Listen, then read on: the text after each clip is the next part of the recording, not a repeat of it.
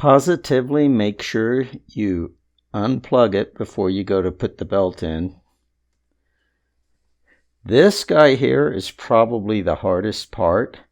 The reason I say that, I have it to where it just comes right off, but believe me, you got to really pry on that to get it off. And then there's 9 screws. Remove all the 9 screws, and then this guy is still kind of clipped in. You might have to take a screwdriver and kind of pry here to get them off. But then this just comes right off here. This here, he's just got 2 edges. There is kind of a rectangle here that fits down in there. You got to align that.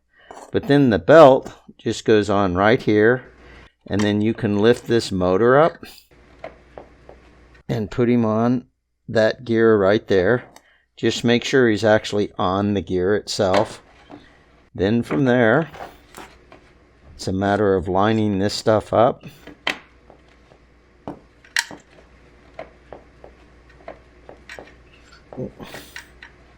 There, he slid down. Then this here, it'll just kind of clip on like that. Once you do that, you just put your 9 screws in, put this guy back on, and you're all finished. It's about this machine right here that you turn on and off down below, and it takes a belt like this here.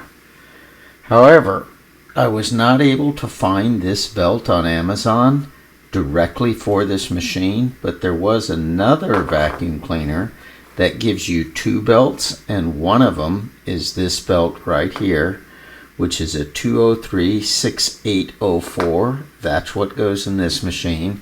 The other belt's a different size, so you can just throw it away. I left an Amazon link down below. Click on the suggested card now showing if you have the other type of Little Lux vacuum cleaner.